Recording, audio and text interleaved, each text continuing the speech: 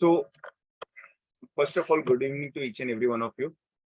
और आज जो हम लोग डिस्कस करने वाले हैं वो इम्पोर्टेंट पॉइंट इसलिए है क्योंकि कई बार हमारे क्लिनिक में कुछ ऐसे पेशेंट्स आते हैं या हम कुछ ऐसे केसेस को नोटिस करते हैं कि डायबिटीज का वो ट्रीटमेंट ले रहा है, यानी कि डायबिटीज का ट्रीटमेंट करवा रहे हैं, लेकिन फिर भी महीनों हो जाने के बाद भी जो है शुगर में प्रॉपर कंट्रोल नहीं आता है, या किसी का शुगर कंट्रोल हो जाता है और वापस से बाद में फिर से बढ़ जाता है। तो क्वेश्चन ये होता है कि इतना आयुर्वेदिक मेडिसिन देने के बाद या इतना प्रॉपर कंट्रोल करने के बाद या डाइट कंट्रोल के बाद कौन ऐसे लोग हैं जिसका डायबिटीज वापस से बढ़ने लगता है और बढ़ने का सबसे मोस्ट कॉमन रीजन क्या है। तो आज हम इसी पॉइंट पे डिस्कस करेंगे और उससे भी ज्यादा इंपॉर्टेंट पॉइंट ये है कि डायबिटीज में कहाँ मधुमेह की चिकित्सा करनी चाहिए। यानी पेशेंट को देखते ही आपको समझ में आना चाहिए कि इस पेशेंट को जो है मधुमेह की चिकित्सा करनी है, यानी कि वातज प्रमेह की चिकित्सा करनी है। अब अगर हम इसे स्टार्ट करें अपने सेशन को, तो सबसे पहला क्वेश्चन ये आता है कि कितने सारे हमारे पास ऐसे पेशेंट आते हैं जिसका ग्लाइसेमिक इंडेक्स 12 है, फास्टिंग शुगर जो है 200 300 400 काफी हाई होती है, और किसी किसी का आप देखते हो जैसे हमने डिस्कस किया था कि काफी इजीली रिस्पॉन्ड करता है, किसी किसी का नहीं रिस्पॉन्ड करता है। तो आज हमारा टॉपिक ऑफ डिस्कशन है कि जो नहीं रिस्पॉन्ड करता या कुछ ऐसे कैटेगरी जो ग्रुप के पेशेंट है उसके अंदर वातज प्रमेह यानी कि मधुमेह का डायग्नोसिस कैसे करना चाहिए, किस तरह से उसका अप्रोच रखना चाहिए और किस तरह से हमको ट्रीटमेंट करना चाहिए। तो सबसे पहली बात कि ये उन लोगों के लिए जिन्होंने मेडिसिन स्टार्ट की है, वो रेगुलर एक्सरसाइज को भी जा रहे हैं, डाइट भी फॉलो कर रहे हैं, आयुर्वेदिक मेडिसिन भी ले रहे हैं, और आयुर्वेदिक मेडिसिन लेने के बाद ठीक भी हुए और वापस से डायबिटीज आ गई। तो ये सबको हम एक तरह से ज्यादा करके इसे हम लोग नॉर्मली अगर आपसे पूछेगा कोई लैंग्वेज में तो आप बोलोगे कि नहीं, आपका डायबिटीज जो है थोड़ा रेजिस्टेंस डायबिटीज है, या तो आपके अंदर इंसुलिन रेजिस्टेंस ज्यादा है। लेकिन बहुत कम लोगों को पता है कि इंसुलिन रेजिस्टेंस से ज्यादा ये कॉन्सेप्ट आपको काम आती है कि क्या आपके पेशेंट को स्ट्रेस, एंजाइटी या डिप्रेशन है क्या। आज के एरा में यानी मॉडर्न लाइफस्टाइल में सबसे ज्यादा जो प्रॉब्लम है वो है एक क्रॉनिक एंजाइटी, क्रॉनिक स्ट्रेस और एक डिप्रेशन। हमें कभी कभी ऐसा लगता है कि हमारे पास जो पेशेंट आते हैं उनको किसी भी प्रकार का जो है मेंटल इलनेस नहीं है, लेकिन आप अगर बहुत केयरफुली ऑब्जर्व करोगे तो बहुत सारे आपको ऐसे पेशेंट मिलेंगे कि जिसके अंदर स्ट्रेस, एंजाइटी और डिप्रेशन पैरेलल आता है। और हम क्या करते हैं, हम खाली ओपीडी में बैठ के उनको बोलते हैं कि आप चंद्रप्रभा वटी ले लो, या आप त्रिफला ले लो, या आप खाली आंवला ले लो, या आप निशामल की ले लो, और जो है स्ट्रेस मत करो। बट ये सबसे डिफिकल्ट पार्ट है कि पहली बात कि सामने वाले को अगर स्ट्रेस है या उसका जॉब स्ट्रेस मतलब स्ट्रेस वाला है। जैसे फॉर एग्जांपल, हम जब भी किसी प्रमेह की चिकित्सा करते हैं, यानी कि जब भी डायबिटीज का ट्रीटमेंट करते हैं, तो हम उसे एक पार्ट में डिवाइड करते पेशेंट को कि क्या आपका पेशेंट जो है ये फील्ड वर्क ज्यादा करता है या सेडेंट्री लाइफस्टाइल ज्यादा फॉलो करता है।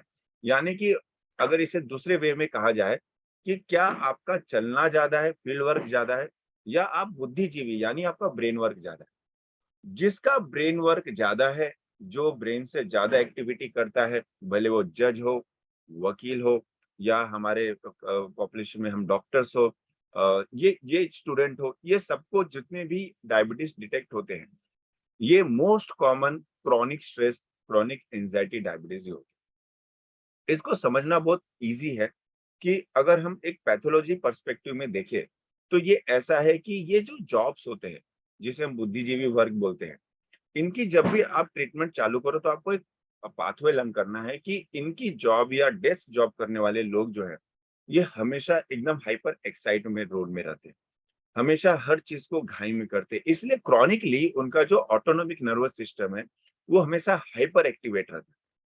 हमेशा इनका कॉर्टिसोल लेवल हाई होता है, और इस कॉर्टिसोल लेवल हाई होने के कारण हाइपरग्लाइसीमिया नॉर्मली बना होता है। अब नॉर्मल पॉपुलेशन यानी कि जब उनको डायबिटीज न हो तो ये जो है भी जॉब से जब अपने आप को अलग करते हैं, उनका शुगर जो है एक अच्छी तरह से रिकवर हो जाता है। लेकिन एक बार अगर ऐसे पेशेंट को प्री डायबिटिक या डायबिटिक कंडीशन आने लगे तो उनका जो भी इंसुलिन क्लियर मतलब यानी कि ग्लूकोज क्लियरेंस है ये बहुत ही पुअरली इफेक्टिव होता है, यानी कि बहुत पुअरली कंट्रोल होता है। दूसरा, परसिस्टेंट कॉर्टिसोल हाई होने के कारण, परसिस्टेंट एंजाइटी जॉब होने के कारण, स्ट्रेस होने के कारण इनका जो ब्लड शुगर है ये परसिस्टेंट हाई रहता है। और यही रीजन है कि इनके बॉडी के अंदर ऑटोमेटिकली इंसुलिन का जो सिक्रेशन है वो कम होने लगता है, और इसे ही हम कहते हैं अनकंट्रोल डायबिटीज। यानी कि आपका पेशेंट किस फैकल्टी से आता है, क्या जॉब करता है, क्या कोई स्ट्रेस है और उसके बाद उसको डायबिटीज हुआ है, ये सब की सबकी चिकित्सा जो है पहले ही आपको मधुमेह के समान, यानी कि वातज प्रमेह के समान करनी चाहिए। अब इसके बारे में और आगे हम डिस्कस करेंगे कि आयुर्वेद के अंदर जब भी हम ये बात करते हैं कि ये फैक्टर आया कहाँ से, तो बहुत कॉमन फैक्टर है कि अति चिंतन।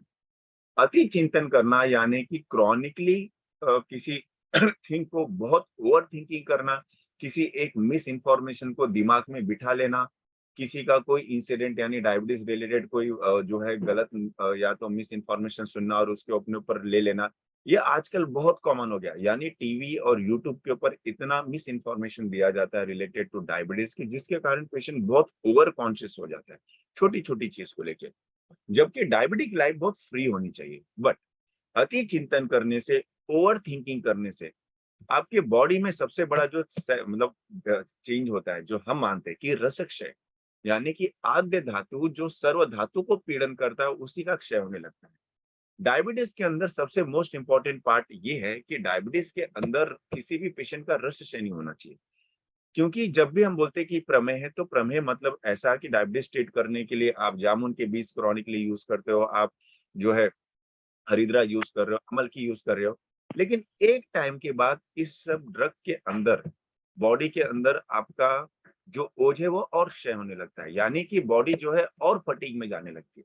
इसलिए कफस प्रमेह की चिकित्सा आप लॉन्ग टाइम तक नहीं कर सकते, कहीं ना कहीं आपको रसायन डालना पड़ता है। लेकिन वातज प्रमेही पेशेंट के अंदर जो पहले से अति चिंतन से जिसका वायु प्रकोप हुआ है और इसको डायबिटीज हुआ है, यानी कि इसके अंदर इंसुलिन रेजिस्टेंस हुआ है, अब इसको भी आप अगर वही रुक्ष द्रव्य कटु तिक्त कषाय ड्रग से जो है एकदम खाली चूर्ण से आप इसको ट्रीट करने की कोशिश करोगे तो नहीं होता। क्योंकि यही वायु प्रकोप अपने रुक्ष गुण के कारण ओज का भी क्षय करता है, रस आदि धातु का भी क्षय करता है और ये वातज प्रमेय के लिए लेके जाता है। यानी कि आपको ये समझना है कि ये जो जितने भी ओवर थिंकिंग है, एंजाइटी है और डिप्रेशन इंड्यूस जो भी डायबिटीज है, इनकी अप्रोच बहुत ही डिफरेंट होती है, बहुत ही अलग होती है।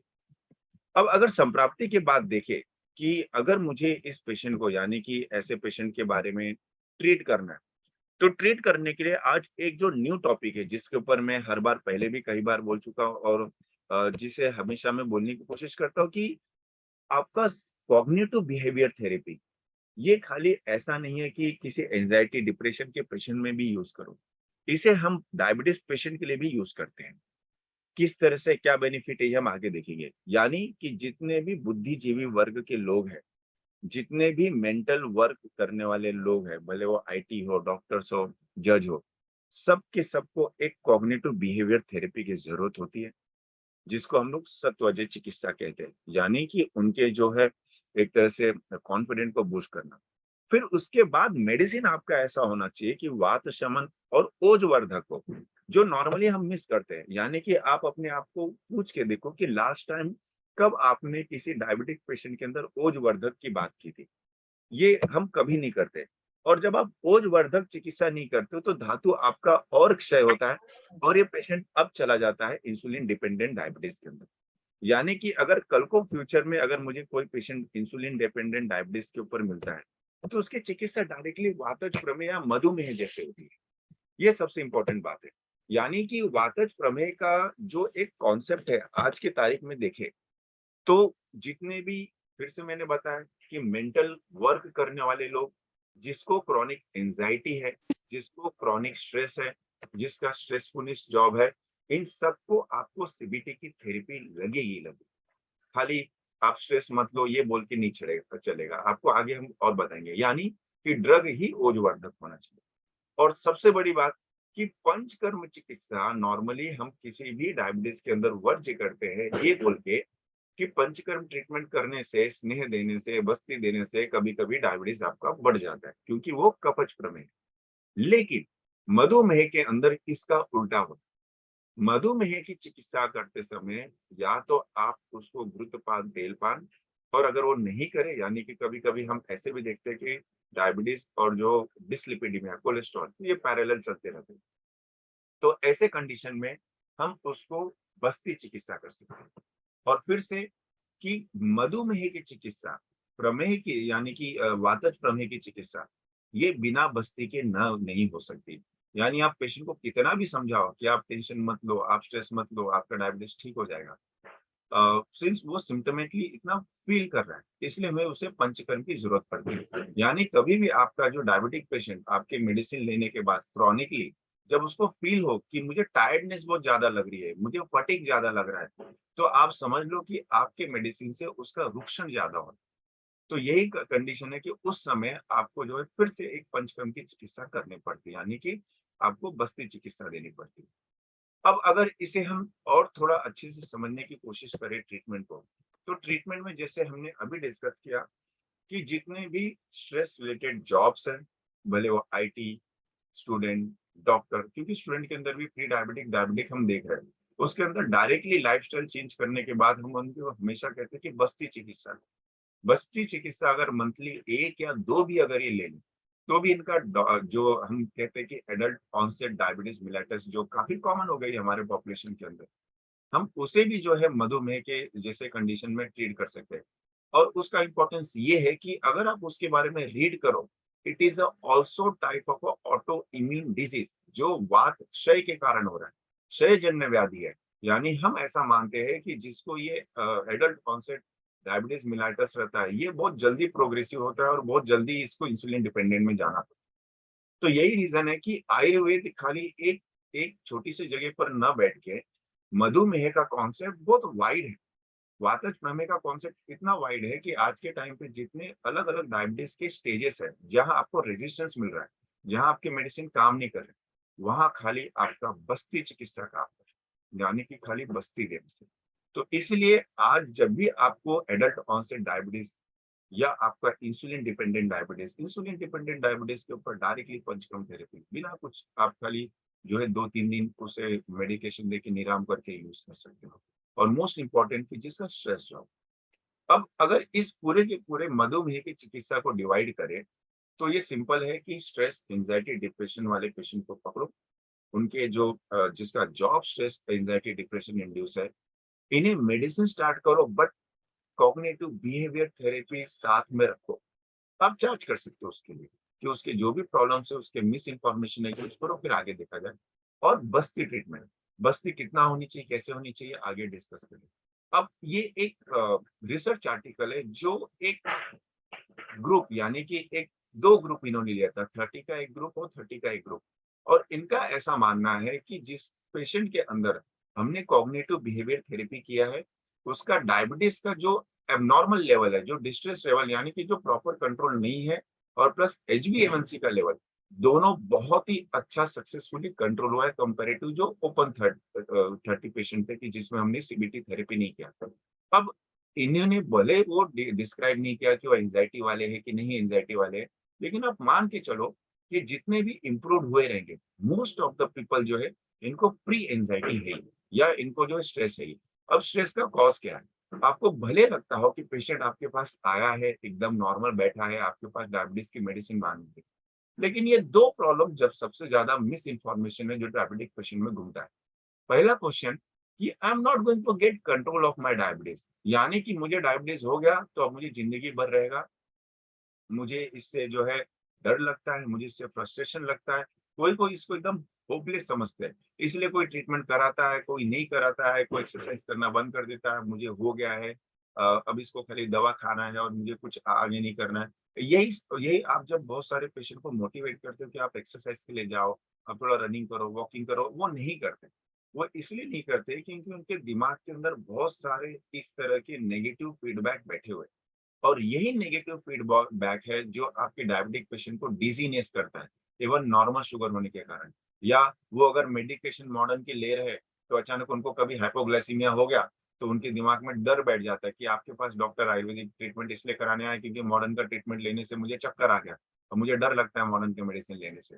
तो ये भी जो एक फियर इंड्यूस आपका जो है कंडीशन है।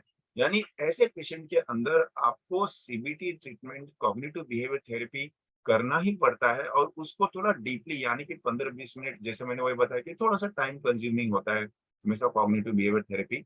लेकिन एक उसके दिमाग के अंदर फियर या जो मिस इन्फॉर्मेशन है, एक बार आपने कैच कर लिया, तो आपको इस ट्रीटमेंट यानी उसको कॉन्फिडेंस देने में और डायबिटीज कम करने में बहुत ही हेल्पफुल मिलता है। यानी अगर मिस इन्फॉर्मेशन और फियर एक बार आप उसका कम कर देंगे, तो उसका डायबिटीज बहुत अच्छे ढंग से रिवर्सल हो सकता है, और इन सब की चिकित्सा फिर से वातज प्रमेह के समान। अब दूसरी बात है कि रिवर्सिबल प्रोग्राम बहुत सिंपल होता है। डायबिटीज वातज प्रमेह को रिवर्स करना बहुत सिंपल है। मेडिसिन में देखो क्या, कुछ भी नहीं, एक सारों रिस्ट, और भले मैं यहाँ अमे 3 यूज करता हूँ, जैसे मैं पहले अमे 5 का कॉम्बिनेशन मैंने बताया था जो हम क्लिनिक में यूज करते हैं। ये अमे 3 एक नया ग्रुप ऑफ ड्रग है जो हम पहले से यूज करते हैं। इसमें खाली बाकी 5 कंटेंट को छोड़ के ब्राह्मी, गुरुचि और शतावरी की घनवटी को हमेशा हम 2:3:1 में रखते हैं। अब बात ऐसा है कि ब्राह्मी, गुरुचि और शतावरी, इसका उपयोग आप डायबिटीज के अंदर बहुत ही कम करते हो। यहाँ रूल क्यों है या इसे क्यों यूज करना है? पहली बात, तीनों के तीनों drug one of the best anti anxiety, anti stress और एंटी डिप्रेसिव मेडिसिन। दूसरा, कि अगर आयुर्वेदिक पर्सपेक्टिव देखा जाए तो ये तीनों जो विकल्प है ये एक मज्जागामी है। आप लोगों में से बहुत लोगों को लगता है कि ये बिल्कुल डायबिटीज रिड्यूस नहीं कर सकता, क्योंकि ये जो ब्राह्मी है मधुर रसात्मक है, शतावरी जो है तिक्त और विपाक मधुर है, भ्रूण कल्प है, गुरुचि भी है थोड़ा सा उष्ण तिक्त है, लेकिन ये भी ग्रहण करता है। बट ऐसा नहीं है। यहाँ हमें जो है किंचित ब्रूहण और वात शामक ड्रग की जरूरत है। उससे भी इंपॉर्टेंट ये है कि मेरा ड्रग किसी भी प्रकार का रुक्षता नहीं उत्पन्न करना चाहिए। रुक्षता न उत्पन्न करने वाला ही मेडिसिन आपका, अगर सिंगल मेडिसिन हो तो ही वो आपका काम करता है।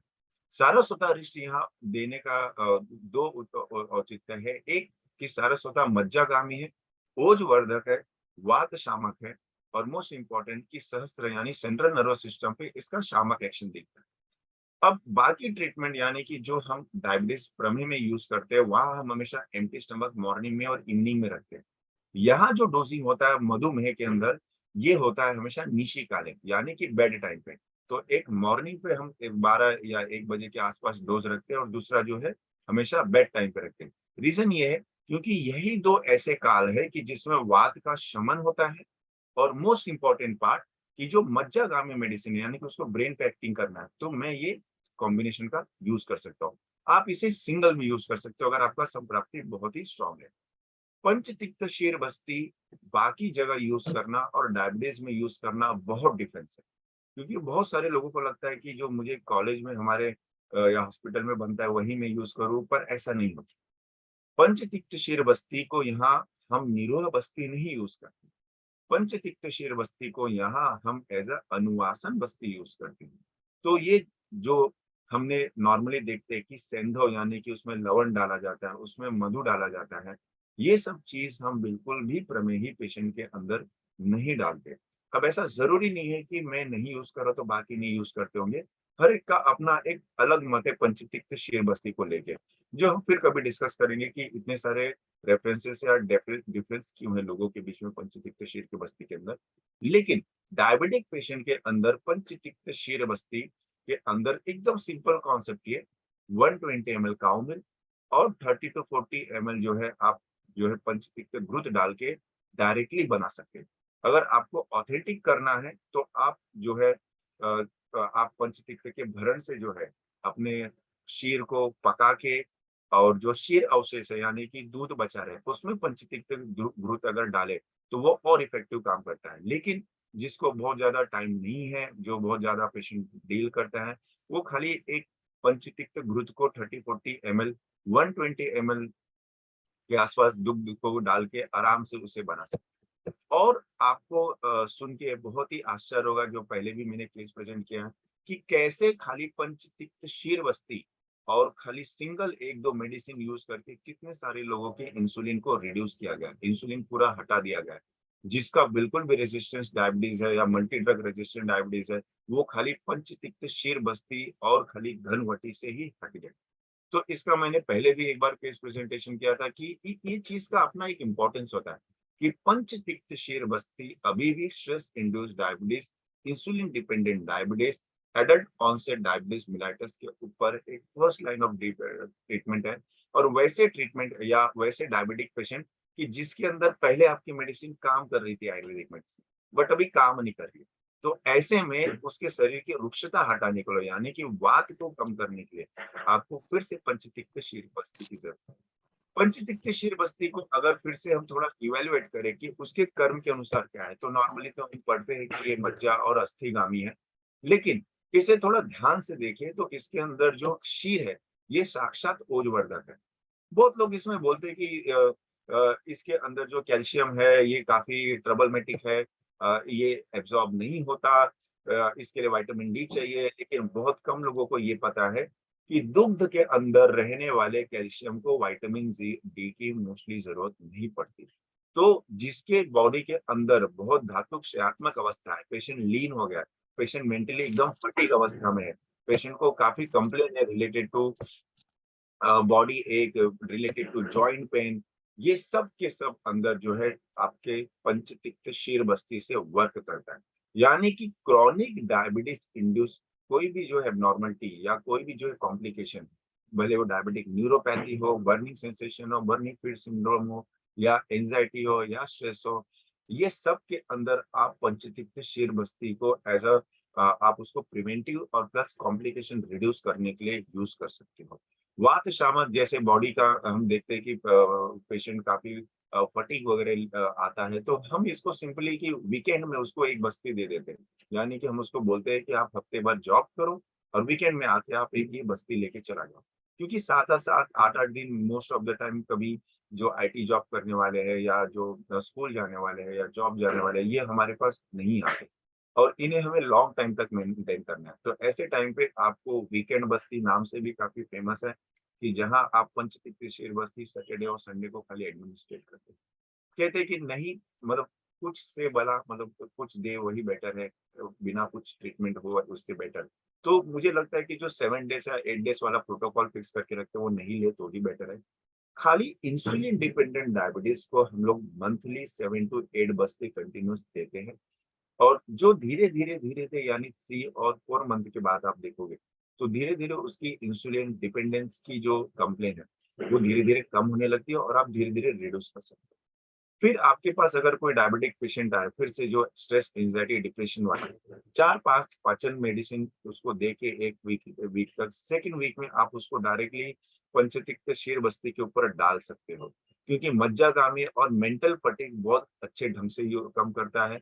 बहुत सारे लोग आपके डायबिटीज के ऐसे कंप्लेन करते हैं कि एक्सरसाइज करनी आती हो, थक जाती हो, फिर शरीर काम नहीं करता, बहुत सारे मल्टीविटामिन देने के बाद भी उनको बिल्कुल भी जो है आराम नहीं मिलता। ऐसे पेशेंट के अंदर भी आप वीकेंड में जो है आप पंचतिक्त शेरबस्ती दे सकते हो। यानी कि सर्व धातु क्षय नाशक, यानी कि जो वातज प्रमेह के अंदर जो एक तरह से क्षयात्मक कंडीशन उत्पन्न हुआ है, जिससे बॉडी की रेजिस्टेंस भी डिक्रीज हो रही है, बॉडी की इम्यूनिटी भी डिक्रीज हो रही है, बॉडी वेट भी कम हो रहा है, जो है इम्यूनिटी भी धीरे धीरे कम हो रही है, मल्टी कॉम्प्लिकेशन बिल्ड होते जा रहा है। ऐसे हर कंडीशन के अंदर पंचतिक्त शेरबस्ती का हम डायरेक्टली उपयोग कर सकते हैं। तो स्ट्रेस यानी कि ऑक्सीडेटिव स्ट्रेस है या मेंटल स्ट्रेस है, पंचतिक्त शेरबस्ती अभी भी इस कंडीशन के अंदर काम करती है। तो होप सो आपको ये कॉन्सेप्ट अलग लगा हो कि जिसमें हम आज डिस्कस किए थे कि कैसे एक तरह से आप किसी भी वातज प्रमेय का किस तरह से उपयोग करना है। और मोस्ट इम्पोर्टेंट बात कि जो ट्रीटमेंट में मैंने बताया कि और आगे हम फिर डिस्कस करेंगे कि कॉग्निटिव बिहेवियर थेरेपी का कुछ एग्जांपल देके मैं कुछ वीडियो में आपको बताऊंगा कि कैसे डायबिटिक पेशेंट के स्ट्रेस या एंजाइटी को हम पूरा 100% क्योर कर सकते हैं, 100% निकाल सकते हैं। कॉग्निटिव बिहेवियर थेरेपी आपकी किसी भी स्ट्रेस एंजाइटी को निकालने में आपका बहुत हेल्पफुल मदद करता है। और इसी के साथ अगर पंचतिक्त शेर बस्ती पैरेलल आप खाली सारों रिश्ते या बाकी कॉम्बिनेशन में जो हमने डिस्कस किया आप स्टार्ट करो, आपका patient within 3 month up to perfect हो जाए। अप टू परफेक्ट यानी कि ऐसा नहीं कि अब डायबिटीज जिंदगी में नहीं होगा, आयुर्वेद में भी कहा है कि प्रमेह की जो व्याधि है, ये एक चिड़िया के घोंसले के समान है, कि में भी कभी वो चली जाती है और फिर से आ जाती है। तो ऐसे डायबिटीज भी जो है आपके मेडिसिन से चला जाएगा, कोई प्रॉब्लम नहीं है।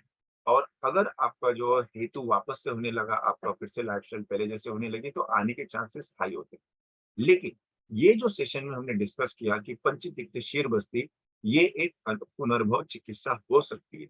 ये एक डायबिटीज के कॉम्प्लिकेशन को रिवर्स कर सकती है, या आपके पेशेंट को डायबिटिक कॉम्प्लिकेशन में जाने से बचा सकती है, मेंटली भी और फिजिकली भी। Thank you to each and every one of you join करने के लिए। फिर भी कुछ क्वेश्चन होगा, कोई क्वेरी होगा, तो आप ग्रुप के ऊपर पूछ सकते हैं। Thank you for joining and good night to each and every one.